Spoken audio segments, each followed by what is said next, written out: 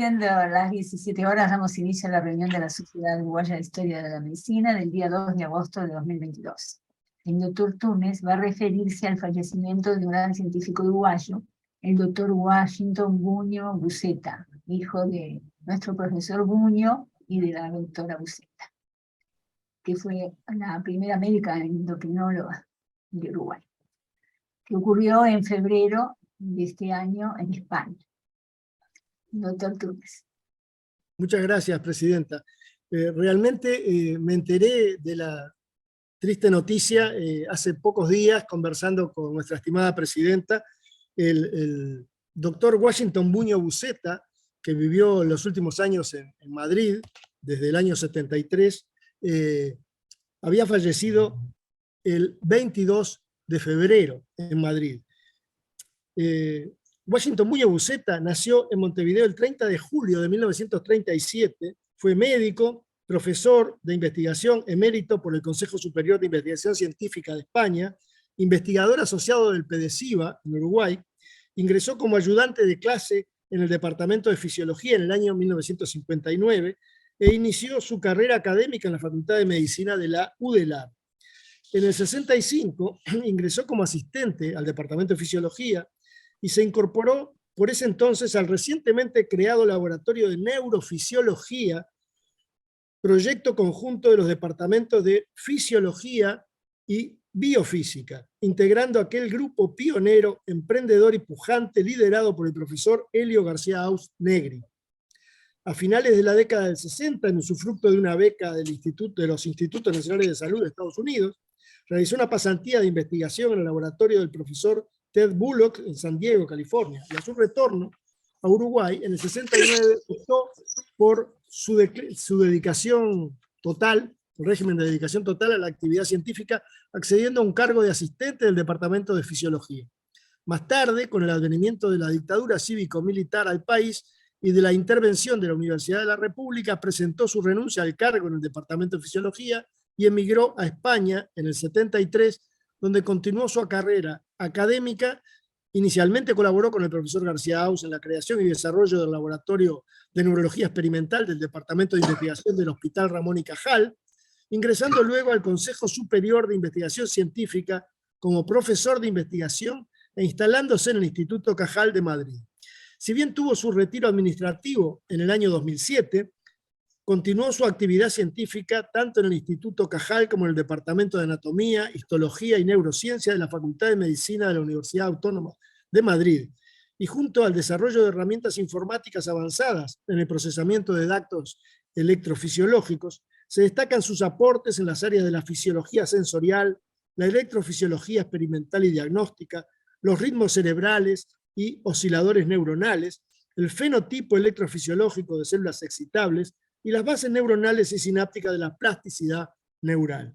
Ha marcado Washington Buño Buceta el perfil científico de numerosos investigadores europeos y latinoamericanos que ocupan actualmente posiciones académicas relevantes en universidades e institutos de investigación en el mundo.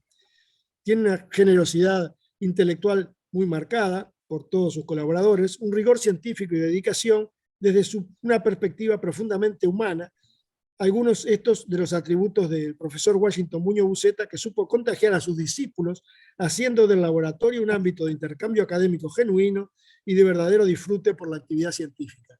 Lamentamos muchísimo el fallecimiento de este distinguido colega y amigo uruguayo, y fue expresada la condolencia por numerosos núcleos científicos que tuvieron contacto con él, tanto en este medio en nuestro país como en España. Bueno, es lo que quería recordar, porque también el padre de Washington Buño fue fundador de la sociedad nuestra y fue un destacado científico, también el primero de la Universidad de la República en dedicarse totalmente a la investigación y la educación. Muchas gracias, presidente. Muchas gracias, doctor Túnez, como siempre, un aporte muy importante. A continuación, en el orden del día tenemos libros y documentos médicos que ejercieron en Salto en el siglo XIX, presentado por el doctor Túnez. A fines del año pasado, elaborado por el doctor Euclides Silva Gaudín, que refiere a los médicos de Salto del siglo XIX. Es un libro de dimensiones 17 por 24 centímetros, 168 páginas con abundantes ilustraciones, una tapa color con solapas, y fue publicado en octubre de 2021 en imprenta LAD. Aporta antecedentes valiosos del desarrollo de la atención médica, el surgimiento del hospital y las primeras figuras que se hicieron cargo de él, el Hospital de Salto. Representa un esfuerzo largo y continuado de Euclides Silva de investigar antecedentes, cotejar fuentes, reunir documentos a través del contacto con salteños y consulta con publicaciones de diversos grupos étnicos y educativos. Algunos nombres ya figuran en el nomenclátor salteño, de los que están publicados acá, y otros permanecen todavía ignorados. Debemos destacar que Euclides Silva es salteño de origen y de familia, de modo que lo que ha hecho en esta publicación es recoger la tradición de ese destacado departamento. Esta es una imagen del Hospital de Caridad de Salto, el frente principal hacia el año 1900. En una foto que es de la Biblioteca Nacional, y los arquitectos fueron Degrue y Paty.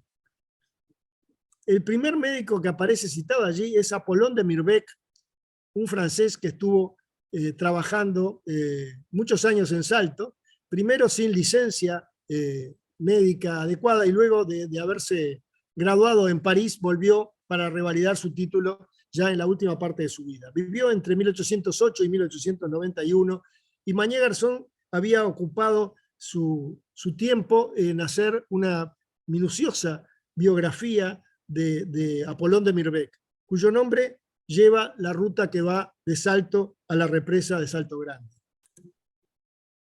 Esta es la tesis de graduación de Estrasburgo de Apollon de Mirbeck, publicada en Francia en 1862, sobre el tétanos traumático, donde presentó una cantidad de casos propios en estas tierras. Otro médico que aparece allí citado, pero del cual no hay imagen porque se carece de mucha información, es el hijo del doctor de Mateu, uno de los miembros de la primera Junta de 1810. Ese doctor Mateu trabajó en Salto. Luego trae una escueta información más rica de otros familiares, de Ramón de Olascuaga, que nació en 1819, pero no conocemos cuándo fue. Fue médico de Salto, que revalidó, pintado por Juan Manuel Blanes, que está en el acervo del Museo Nacional de Artes Visuales. El siguiente caso corresponde a un médico español también, como el anterior, Eusebio Gerona y Boy, nacido en Mayor, estudios en Barcelona y Valencia, que estuvo trabajando en Salto y revalidó en 1853, y finalmente fue a vivir a Pan de Azúcar, donde el lugar de su residencia se conoce como Paso Gerona, es un paso sobre el arroyo Pan de Azúcar. Tuvo destacada actuación tanto como médico de Salto como médico militar, y particularmente en una epidemia que hubo allá por fines del siglo XIX en Pan de Azúcar, donde fue muy reconocido. Esta es una imagen del uniforme de gala que era de la época en que actuó Eusebio Girona en el ejército. El siguiente es Francisco Esteriolo, o Stariolo, que también, italiano, nacido en Génova, graduado en 1866 en Génova, médico honorario del Hospital de Salto desde 1878, participó en la Guerra de la Triple Alianza y en hospitales de campaña en Salto, por ese asunto. Por atender las tropas brasileñas cobró 66.000 pesos oro al Ministerio de Guerra del Brasil. Una noticia interesante como honorario. El siguiente es otro médico español, Eduardo Brugulati Vidal, que se licenció en Barcelona, revalidó en Uruguay en 1871, fue médico en Salto, pero luego residió en Mercedes entre 1882 y 1898, donde contrajo matrimonio y estableció consultorio. Es un médico muy reconocido tanto en Salto como en Mercedes, donde figura la historia de la medicina que hizo Washington Locker hace muchos años. Este era el vehículo que tenía para visitar sus pacientes Brugulat en Salto. El siguiente se trata de Baldomero Cuenca y Arias. Este caballero, graduado en la Facultad de Medicina de Cádiz, fue médico en Salto y luego fue médico en Montevideo, presidió la Asociación Española, primera de socorros mutuos, y fue casado con la hija del brigadier general Lamas, de modo que los hijos de él eran, uno de ellos Baldomero Cuenca y Lamas, y el otro, pero tuvo dos hijos médicos, Cuenca y Lamas. El siguiente, Mariano Balzani, un italiano, nacido en 1849, se desconocen otros datos, fue quien instaló el primer laboratorio en Salto, el primer laboratorio de análisis clínicos. Esta es una muestra del laboratorio que tuvo Balzani, que perteneció a la colectividad italiana y era muy fuerte en Salto la colectividad de este origen, y aquí está retratado con sus connacionales en una celebración, en una publicación propia de la colectividad italiana.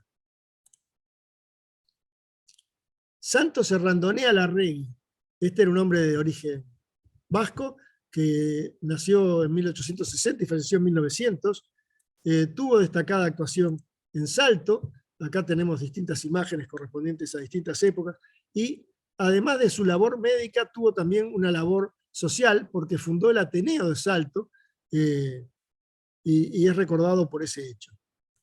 El siguiente es José Lino Amorín, un médico que también dirigió el Hospital de Salto, de los fundadores, y que estudió en París.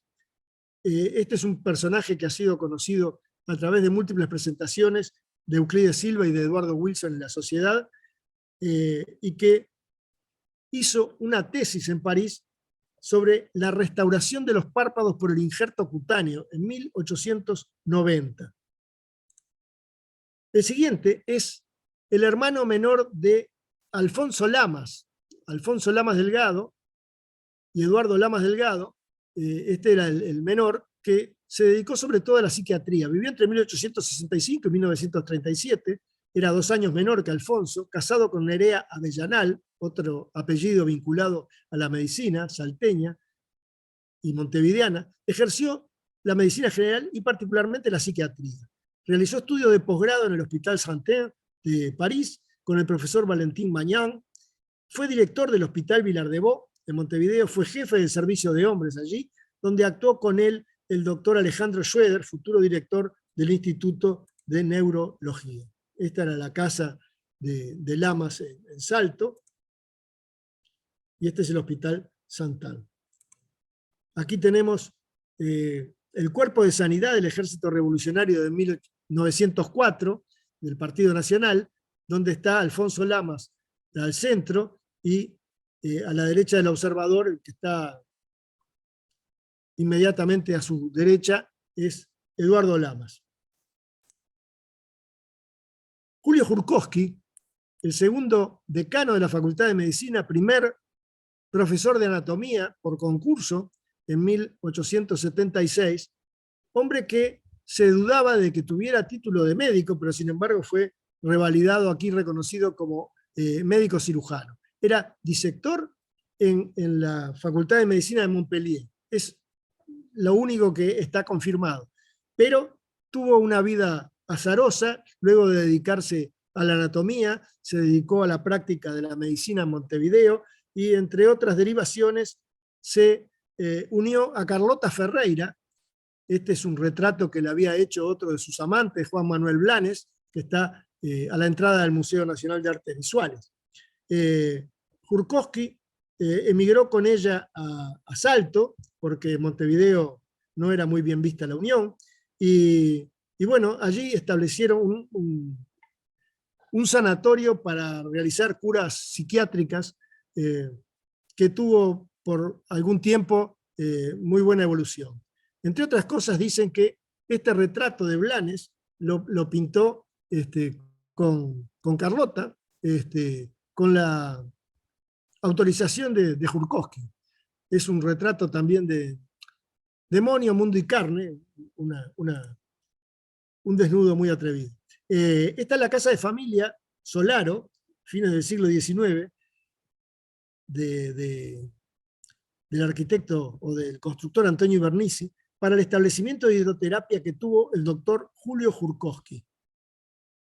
Esa es la construcción original y este es el estado actual de la misma casa.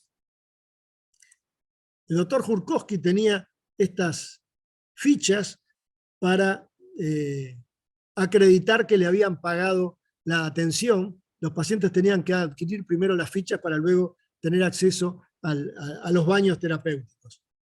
Y esta es una imagen de Jurkowski pintada por Rubén Darío Torales en la ciudad de Apóstoles, Misiones, República Argentina, donde fue el final de Jurkowski, que falleció cuando ya estaba separado de esta señora y con otra compañera.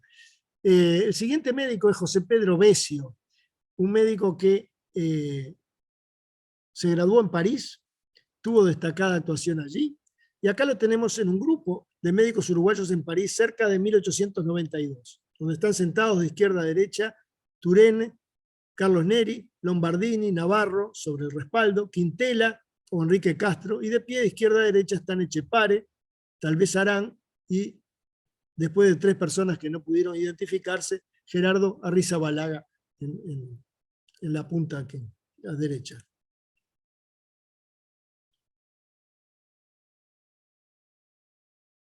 Estas son algunas imágenes del Hospital Bullón, donde trabajó y se entrenó el doctor José Pedro Besio.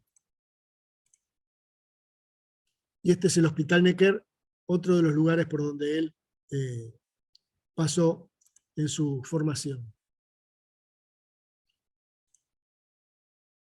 Este es un recuerdo de los viejos maestros de la medicina francesa en los tiempos en que pasó Besio por allí. Y estos son algunos de los documentos que certifican su participación en la Facultad de Medicina de París, con la acreditación de la tesis. Y este el auto de Dion Bouton con el que Besio visitaba a sus pacientes y sus amigos. Es un modelo de 1904, igual al que tuvo el profesor Enrique Puey y que está en el Museo del Automóvil Club de Montevideo. Esta es una imagen del mismo Juan Pedro Besio, publicada en el libro del cincuentenario del Instituto Politécnico Osimán y Lerena de Salto, que fue el establecimiento de educación superior más importante que tuvo vida hasta hace pocos años. Estos son los fundadores, Osimani y Lerena, un italiano y un español. El siguiente es un médico que lleva su nombre, una calle importante de Salto, el doctor Atilio Chiassaro, que nació en Salto pero que se graduó en Génova y que presentó también él una tesis en 1888 sobre rinoplastia total. Ven ustedes, 2 médicos en Salto presentaron tesis en Europa sobre aspectos de la cirugía plástica. De Atilio Chiassaro había hecho una biografía muy importante el doctor Alejandro Avalo Liu, que fue publicada en el tomo 3 de Médicos Uruguayos Ejemplares con el profesor Mañé Garzón, hace ya más de 15 años. Y esa biografía es la que se reproduce con algunos datos que la enriquecen. Aquí tenemos a los hermanos Chiassaro, que están retratados en Salto, en ese libro de la colectividad italiana. Y un homenaje que le hicieron en la agrupación universitaria en 1947, donde entre otras figuras está el profesor Aber Chiflé, que es el que se ve a la derecha, el más alto de todos.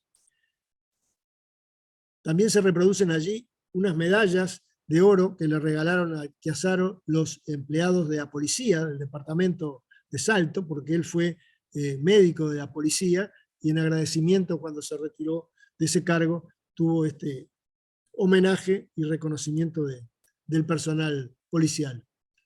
Aurelio Cuenca y Raffo, otro médico,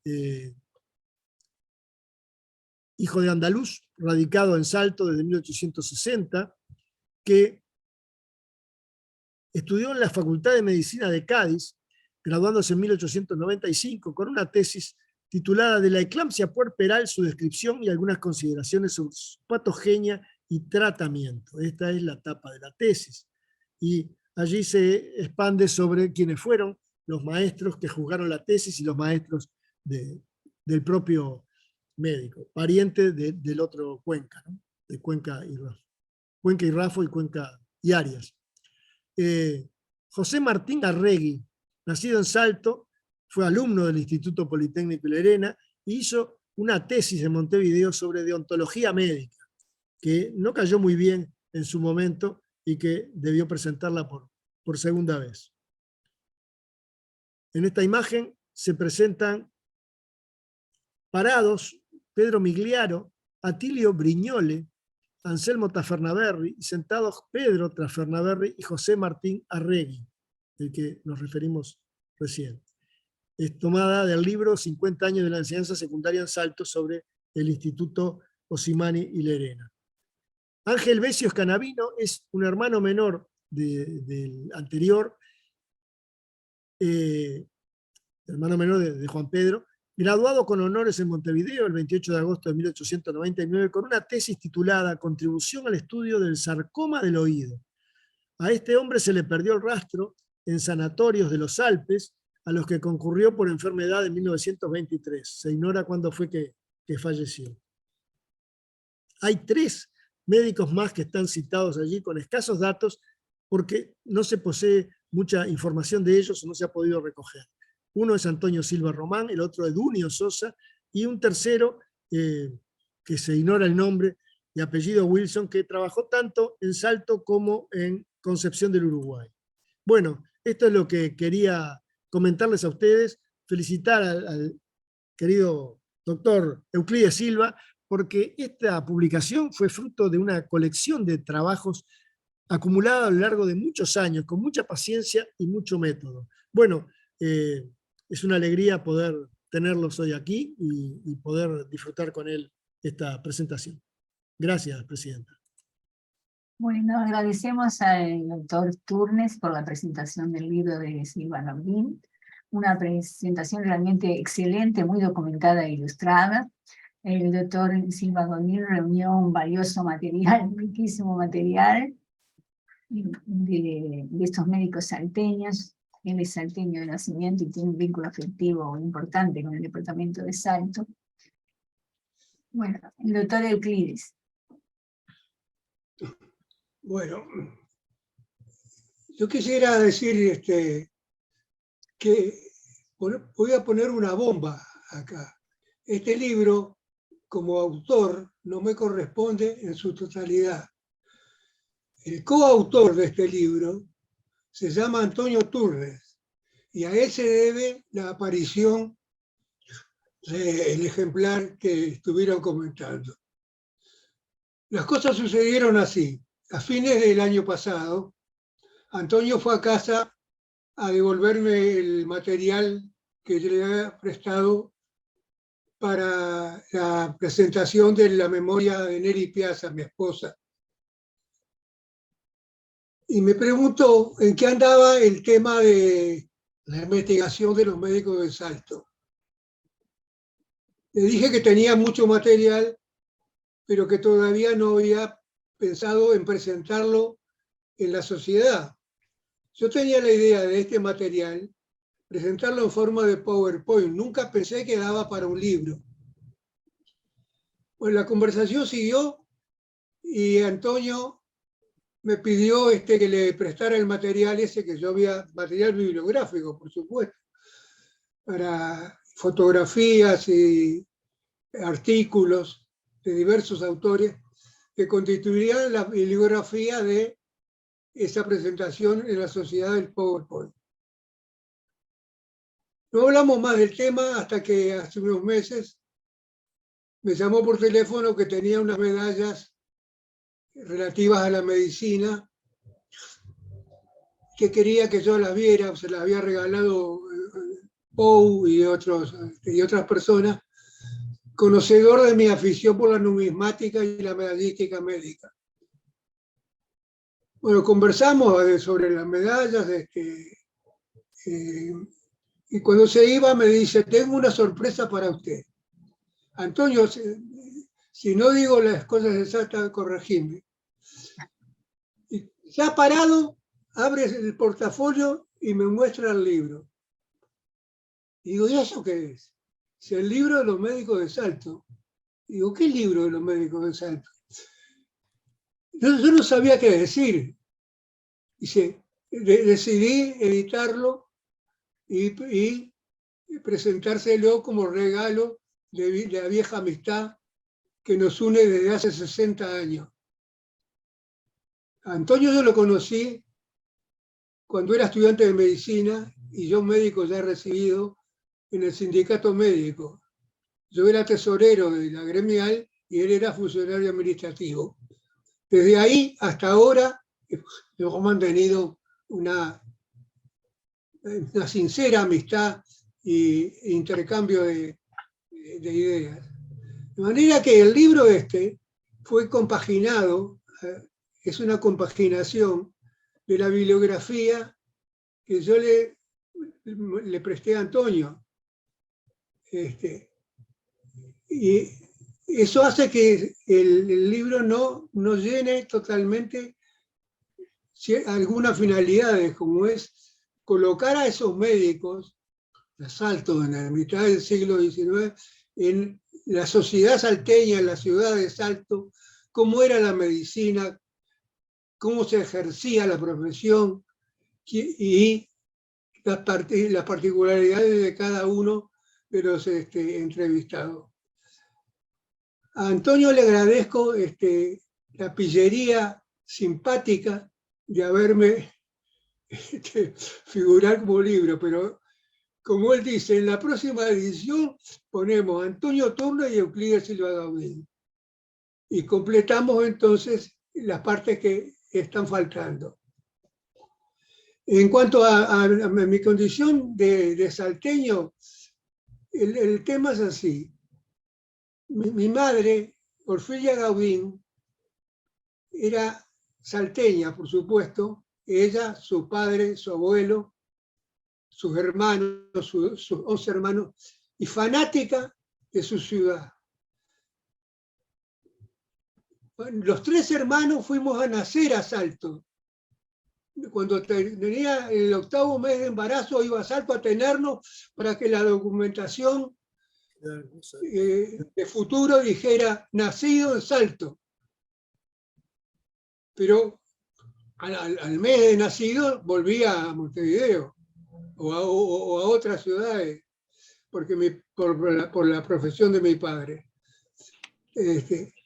Y entonces pasa lo siguiente, los salteños dicen que soy un salteño que vive en Montevideo, y los montevideanos dicen que soy un montevideano que nació en Salto. Así que yo no sé. Pero, ¿por qué conozco tanto el tema de los médicos de Salto y por qué me interesó? Porque yo de niño, es decir, todas las vacaciones de mi infancia y mi adolescencia, mis primeros años de juventud, íbamos a Salto a la casa de mi abuela. Entonces, durante 3 meses yo tenía contacto con mis primos, mis tíos, y uno de los temas que les gusta a las mujeres en Salto es reunirse y hablar de sus enfermedades y de sus médicos. Y ahí fue que conocí, que lo diga el Gordo Campos, si no es cierto eso. Tanto es así que había luchas entre ellas de quién era la que se había operado más tiempo, el doctor que había hecho la operación más fabulosa. Entonces, voy a terminar con una anécdota graciosa.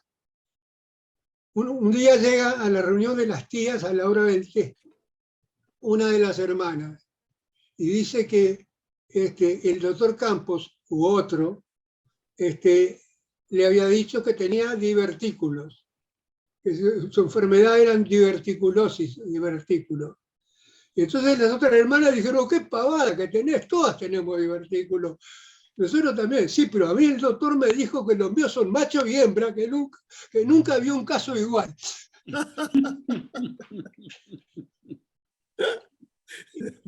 Entonces yo ahí tenía contacto Al doctor Chiazaro lo esperábamos cuando iba a visitar a mi tío Alfonso, que padecía de un Parkinson terminal. Y yo le cuidaba al perrito, porque el doctor Chiazaro hacía sus visitas de a pie con el perro. Y entonces alguien le tenía que tener el perro mientras él examinaba a los enfermos. Bueno, quisiera decir entonces que la autoría del libro es de Antonio Turnes y Euclides Silva Gaudín, y que es una recopilación de bibliografía, no es un libro de pensamiento original. Muchas gracias.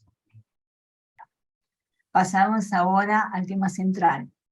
Es Priscila Denison, que va a presentar Priscilla White y su contribución a la evolución del tratamiento de la diabetes. Priscila.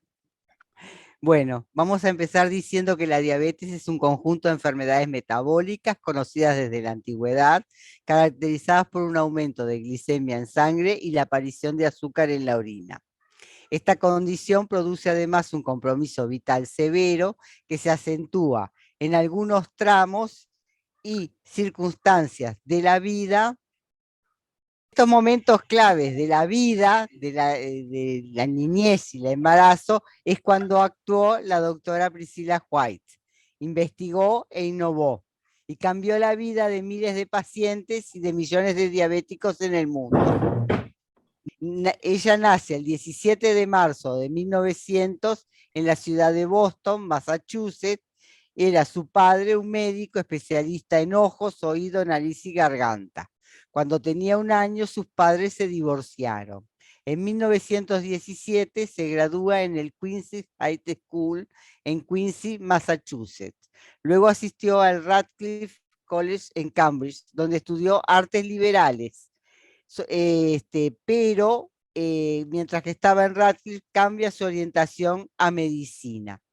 A principios del siglo XX, la Universidad de Harvard en Boston no aceptaba mujeres, así que ella debe cursar medicina en la Universidad de Tufts en Boston, siendo una de las 4 mujeres de su clase. Esa foto que vemos es la de la Universidad de Tufts. En la Escuela de Medicina trabaja en la clínica Lahey, en Burlington, Massachusetts. Allí conoce a su futuro mentor, el doctor Elliot Joslin. Se gradúa en 1923, siendo la tercera de su clase entre 100 estudiantes. En 1924 comienza a trabajar con el doctor Elliot Joslin.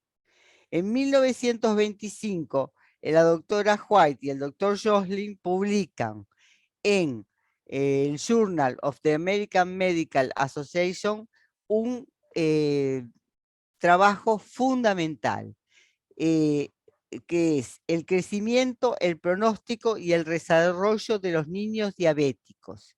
Este es un artículo que va a ser muy, muy importante para el conocimiento de esta etapa de la vida en esta patología. En 1930 empieza a trabajar con diabéticas embarazadas, comienza a investigar. Cuando ella comenzó a trabajar en la clínica Joslin con embarazadas, solo el 54% de los partos resultaban exitosos. Cuando se retiró, el 90% de los partos de las embarazadas diabéticas eran exitosos. Cuando se retiró, había atendido a 2.200 mujeres con diabetes embarazadas y había supervisado cerca de 10.000 pacientes embarazadas con diabetes. En 1932 es un año sumamente, como un año muy importante para ella. Por un lado, crea el primer campamento de niñas diabéticas, junto con el doctor Joslin, llevando a la práctica más extrema sus ideas. El primer año solo tuvo 8 niñas en el campamento, pero se fue transformando en un éxito con el correr de los años. En 1948, Jocelyn crea también un campamento, pero para niños diabéticos. Y además, ese año publica un documento, un trabajo que es Diabetes in Childhood and Adolescence, y compara 750 niños diabéticos entre 1898 y 1931, comparando sus niveles en sangre de azúcar y el posterior crecimiento y desarrollo. O sea, en la etapa pre y post insulina.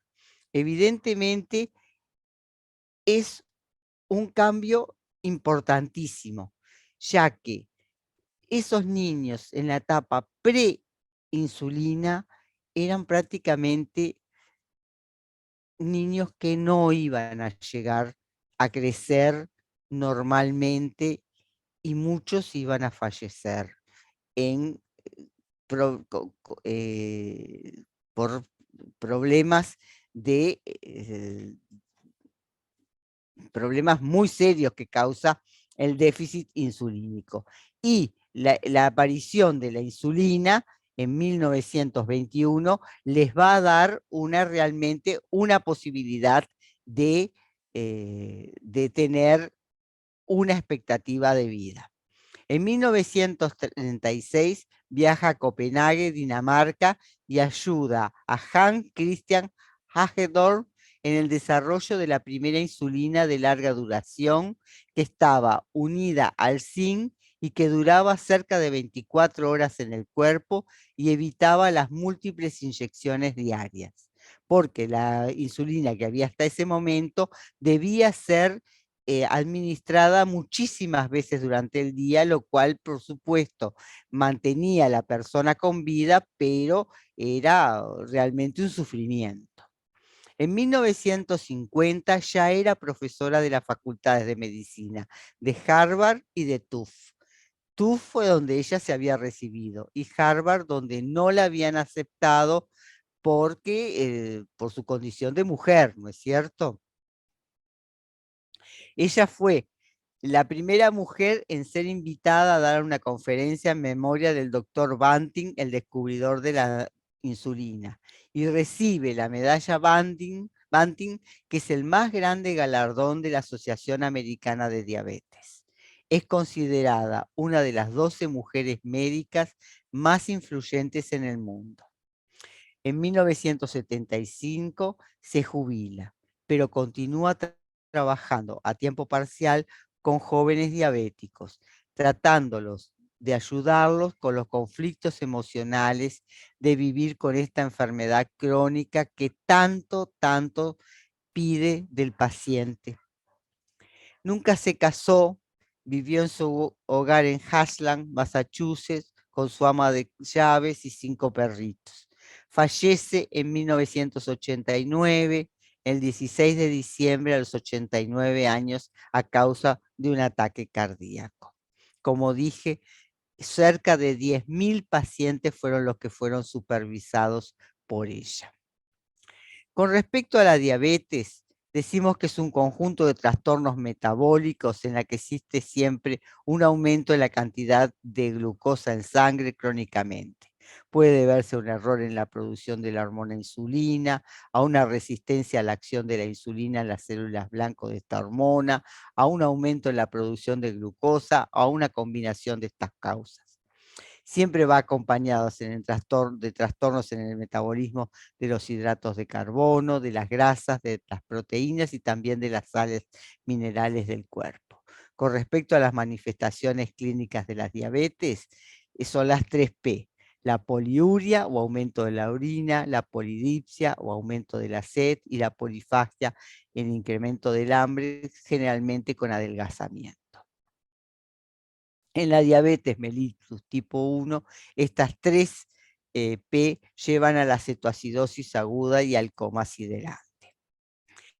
Es una enfermedad que daña muchos órganos, Aquí estamos unas fotos de Priscilla White cuando ya en su edad más madura.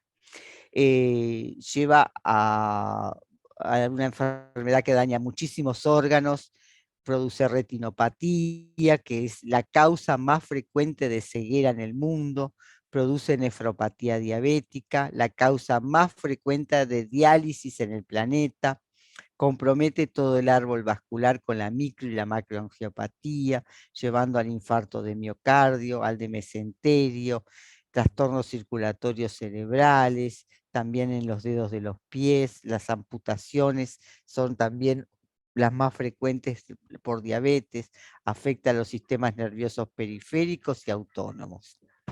La diabetes puede ser clasificada en diabetes tipo 1 y tipo 2. Y este es un cuadro muy sencillo, pero bastante claro, en la cual se ven las características de la diabetes tipo 1 y tipo 2.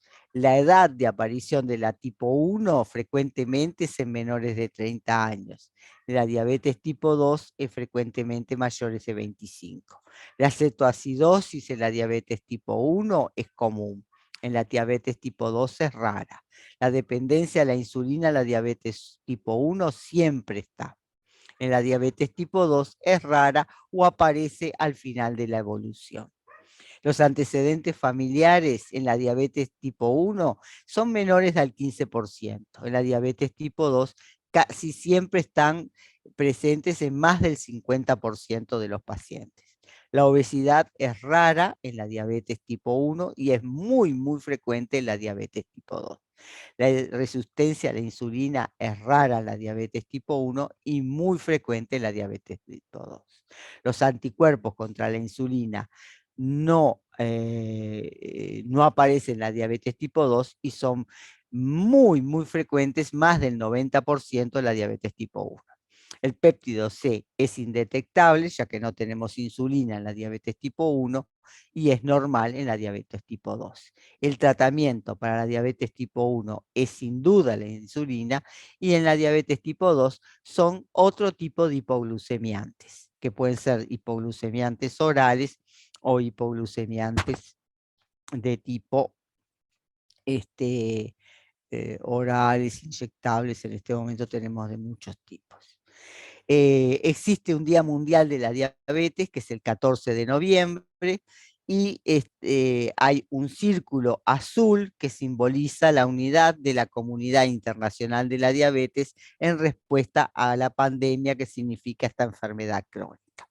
Con respecto a la historia de la diabetes, podemos decir que en el siglo XV antes de Cristo, ya en Egipto, el papiro Eber describe una enfermedad que por sus síntomas es muy probable que sea diabetes. Areteo en Capadocia en el siglo II después de Cristo le pone el nombre de diabetes, que significa en griego sifón, porque estos pacientes orinaban en forma muy exagerada. Galeno en el siglo I después de Cristo hace una descripción brillante de la enfermedad. Avicena, el gran médico árabe, la nombra y la describe con gran claridad en pleno siglo IX en su libro El Canon de la Medicina. En 1679, el médico británico Thomas Willis la llama diabetes mellitus, porque probando la orina comprueba que tiene sabor dulce como la miel, de allí mellitus, y queda como una entidad clínica. Pero es Dobson en 1776 el que demuestra que es azúcar lo que contiene la orina. Relo, en 1778, logra el primer tratamiento exitoso, eliminando de la dieta los azúcares y las harinas, y basando la alimentación en proteínas y grasas. En 1848, Claude Bernard estudia el metabolismo de los glúcidos en el cuerpo y descubre el glucógeno hepático. Y con experimentos en animales provoca la aparición de azúcar en la orina. Mering y Minkowski, en 1889, con una pancreatectomía provocan la diabetes en un perro. Al fin, en 1921, Banting y Bess aíslan la insulina, la hormona responsable de esta enfermedad, de los islotes que había descubierto Langerhans en 1869 en el páncreas, y comenzaron a inyectársela a niños que ya estaban en etapa terminal con su diabetes mellitus tipo 1, salvándoles la vida. Fue uno de los grandes hitos de la historia de la medicina del siglo XX y divide a esta enfermedad en la era pre y post-insulina. En 1935, Agendorf produce la insulina de depósito al combinarla con zinc y evitando las múltiples inyecciones diarias. En 1942, Janssen y Lubatiers descubren las sulfamidas, el primer tratamiento vía oral especial para la diabetes mellitus tipo 2. En 1955, Sanger determina la secuencia de aminoácidos de la insulina de buey. Es el primer paso para la síntesis artificial de insulina en 1963 por Calzoyanis y Hatchem. Con la secuencia y clonación del gen en 1980 se logra la producción de una hormona de tipo recombinante genética a partir del uso de bacterias que por su bajo costo logra eliminar totalmente la insulina de origen porcino, que producía graves accidentes anafilácticos en algunos pacientes. A partir de esta hormona recombinante genética, hemos recibido los que nos dedicamos a diabetes múltiples insulinas de rapidísima acción, rápida acción, mediana acción, prolongada acción, de todos, de muy diferentes tipos que se adaptan a las necesidades de cada paciente. Sin embargo, el tratamiento higiénico dietético con el ejercicio y la dieta son el pilar fundamental en que se basa todo el tratamiento. Quizás en un futuro no muy lejano la humanidad pueda curar esta grave enfermedad. Vamos a hablar ahora un poquito de diabetes gestacional, porque es donde la doctora White va a realmente hacer un paréntesis en la historia de esta enfermedad. La diabetes gestacional es una alteración de la tolerancia a la glucosa de severidad variable que comienza o es reconocible por primera vez durante el embarazo en curso. Es considerada la entidad metabólica más común durante la gestación, presentándose en el 5% de los embarazos. Los factores de riesgo más importantes son los antecedentes de diabetes gestacional en el embarazo anterior, una edad mayor o igual a 30 años, antecedentes familiares, sobre todo en primer grado, pacientes con índice de masa corporal elevado, obesas, antecedentes personales de macrosomía fetal, o sea, hijos de más de 4 kilos, antecedentes personales de mortalidad perinatal inexplicada, el síndrome de ovario poliquístico, antecedentes maternos de bajo o alto peso al nacer, hipertensión arterial inducida por el embarazo, malformaciones congénitas de hijos anteriores. ¿Cómo se diagnostica la diabetes gestacional? Bueno, esto ha cambiado con el tiempo. El último diagnóstico que tenemos es hacer una prueba de tolerancia oral a la glucosa con 75 gramos de glucosa vía oral a la gestante, midiendo la glicemia a la hora 0, a la hora 1 y a la hora 2 post ingesta en sangre.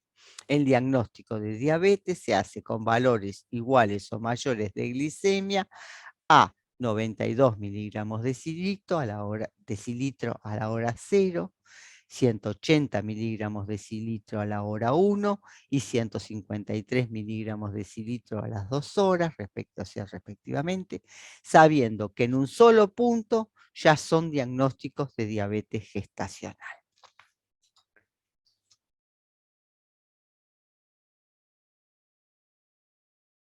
¿Cuál es el tratamiento? Principalmente la educación. Hablar mucho con la paciente diabética, embarazada, darle pautas de tratamiento, de la alimentación, de la actividad física, pero principalmente la monitorización. La monitorización, cuando lo comenzó la doctora White, era en orina. Actualmente, por supuesto, es en actividad física, en sangre. La actividad física es muy importante, la alimentación es fundamental y en algunos casos, de ser necesario, se usa la insulinización. Toda paciente que cursa una diabetes gestacional, al posparto debe ser reclasificada a la 6ª semana por una prueba de tolerancia oral a la glucosa, cuyos valores son iguales a los de la población general. O sea que tiene un valor el segundo valor es de 200 miligramos decilitro de glicemia, la paciente es diabética. Si el segundo valor es menor a 140 miligramos decilitro, la paciente es normal, y si da entre 141 y 199, bueno, cae en la zona gris llamada metabolismo de glicemia alterada y por supuesto debe ser tratada. Bueno, ¿por qué nos importa tanto que la paciente curse una diabetes gestacional? Porque la madre tiene riesgos, pero los riesgos que tiene el hijo de la madre diabética son muy grandes. Esta foto es una foto muy, muy significativa. Estos son 2 niños, hijos de madres diabéticas, no controlados sus embarazos, en el cual vemos los extremos. Tienen la misma edad gestacional. El de la izquierda es un niño microsómico, pequeño para la edad gestacional, y el de la derecha es un niño macrosómico de más de 4 kilos, que también, a pesar de su gran tamaño, nosotros le decimos los gigantes de pie de barro, también tiene graves complicaciones. Por lo pronto, y los ginecólogos que hay acá van a decirlo, son las distocias del parto, o sea, aquellas complicaciones que se dan en el pasaje por el canal de parto de estos niños, que llegan hasta la complicación máxima, que es la asfixia perinatal. Es frecuente en estos niños el síndrome de dificultad respiratoria, la labilidad cardiopulmonar, las miocardiopatías. Frecuentemente presentan trastornos metabólicos, hipoglicemias, hipomagnesemias, hipocalcemias, acidosis metabólica. Una patología relativamente frecuente es la ictericia neonatal, y la coagulación intravascular diseminada. El periodo más crítico empieza a las 6 horas de nacida y se extiende hasta las 48 horas postparto. Este niño debe estar en una unidad de cuidados especiales neonatales, en que debe ser monitorizada la glicemia cada 2 horas, frecuentes exámenes clínicos y paraclínicos, monitorización cardiopulmonar constante, y conviene la alimentación con leche materna precoz, que siempre le va a dar mayor posibilidades de vida, ¿no? Este cuadro en algunos es de extrema gravedad y en otros es leve, pero siempre aparece en el hijo de la madre no controlada. Con este panorama se encuentra la doctora White, recién recibida y comenzando su consulta con jóvenes diabéticas que embarazaban, y tocó su sensibilidad. ¿Qué acciones comenzó la doctora White para mejorar el pronóstico de la diabética embarazada y su hijo? Ella comprobó el mal pronóstico que tenían las embarazadas diabéticas. que eran muy frecuentes los descontroles metabólicos que llevaban con mayor o menor rapidez a la cetoacidosis diabética a la madre, llevando al aborto o al óbito fetal en un alto porcentaje de casos. Ya existía la insulina de corta duración, pero no estaba sistematizado su uso, ni había una buena correlación entre el estatus metabólico y la indicación de las unidades a usar, siendo esto último una tarea muy laboriosa y no protocolizada. Los obstetras tampoco tenían ideas claras con respecto a la oportunidad de finalización del embarazo y cómo hacerlo, si hacer un parto o una cesárea. La doctora White propone un estricto control metabólico muy frecuente en la gestante, relacionado con la ingesta, con la actividad física, con el momento del embarazo y con sus antecedentes. Esto lo protocoliza con reglas generales de tratamiento que fueron muy rápidamente aceptados por la comunidad médica. Pero lo que va a distinguir a la doctora White por encima de su colega es la clasificación de las embarazadas diabéticas que lleva su nombre y tuvo repercusión mundial. Ella hace esta clasificación basada en 3 cosas: la edad de comienzo de la diabetes, la duración de la diabetes y las complicaciones de la diabetes que ya presenta la paciente. Se la puede criticar que no contempló la inestabilidad metabólica como factor pronóstico, pero evidentemente esta clasificación fue un gran adelanto. Esta es la clasificación original. Esta clasificación va a sufrir múltiples evoluciones, pero vamos a ir a la original.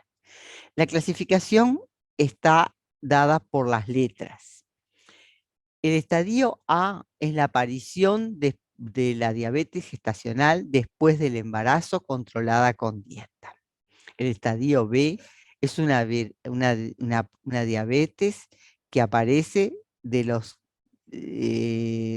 durante 10 a 19 años.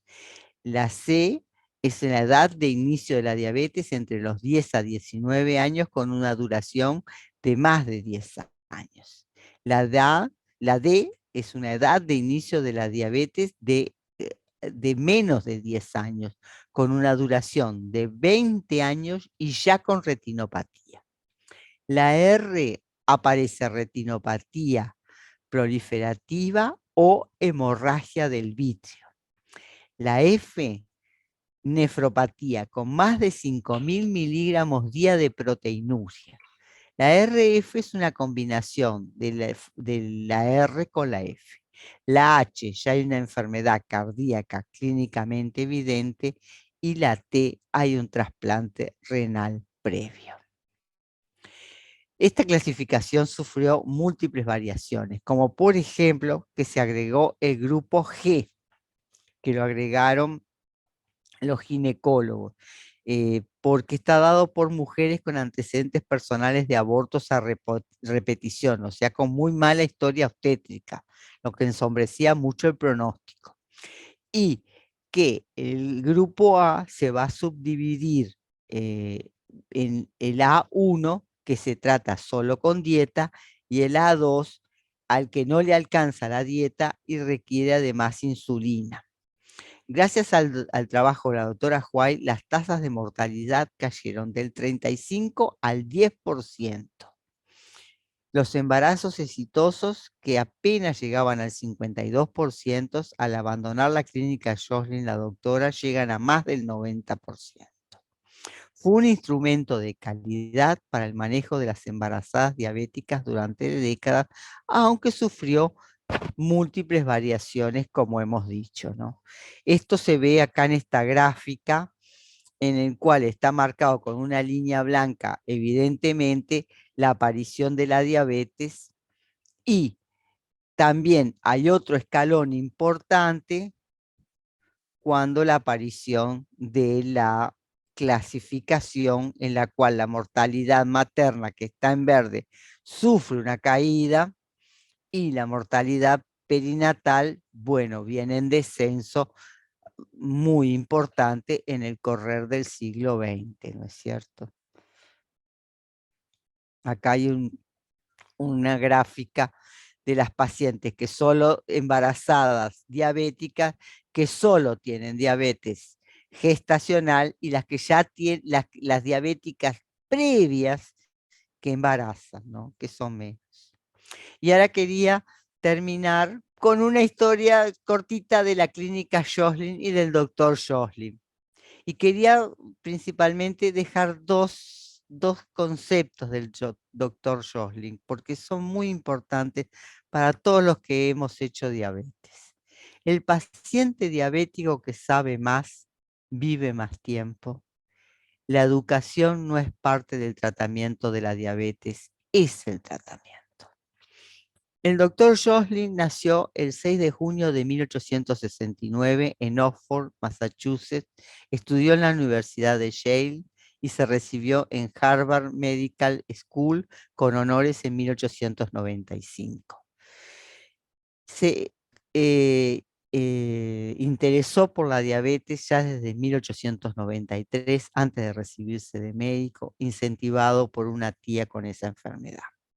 A lo largo de su vida verá 50.000 pacientes diabéticos, todos documentados con sus respectivas historias clínicas. En 1905 comienza a trabajar en una clínica, que es la clínica Joslin, en la que también vive. En sus primeros años de práctica recomendaba dietas pobrísimas en hidratos de carbono, hiperproteicas, nomograsas, que lograban eliminar la glucosa de la orina, en ese momento el único control, recuperar el peso, sobrevivir sin caer en la cetoacidosis. Esta dieta de hambre salvaba a sus pacientes antes del descubrimiento de la insulina. En 1918 edita el Manual Diabético para el médico y el paciente, pero en 1921 Banting y Bess aíslan la insulina y la historia de la enfermedad da un giro de 180 grados. Joslin fue el primer médico en usar la hormona en Estados Unidos y vio a sus niños fantasmas empezar a reír y a jugar nuevamente. Formó enfermeras educadoras en diabetes. Creó en 1925 con Priscilla White el primer campamento de niñas y en 1948 el primer campamento de varones, buscando que esos chicos trabajaran, jugaran, hicieran ejercicio, pero siempre pendientes de su diabetes. En 1940 es pionero comenzando el monitoreo de glucosa en sangre. En 1950 es de los primeros en usar los hipoglucemiantes orales. Y forma la famosa clínica Joslin, que es un centro internacional de referencia en el tratamiento de esta enfermedad. Todos los planteos terapéuticos de Joslin son validados en 1993 con el estudio Control y Complicación de la Diabetes o DCCT, que muestran que las complicaciones se retrasan con el estricto control de la glicemia. Fallece el 29 de enero de 1962 a los 93 años en Boston, Estados Unidos. Por supuesto, él no estaba solo en esa clínica. Estaba la doctora White, el doctor Ruth, Marble, Bradley, Joslin, Kral. Pero yo quiero quedarme con esas dos últimas oraciones de que realmente el que sabe más es el que vive más tiempo y que la educación es el tratamiento de la diabetes. Muchísimas gracias.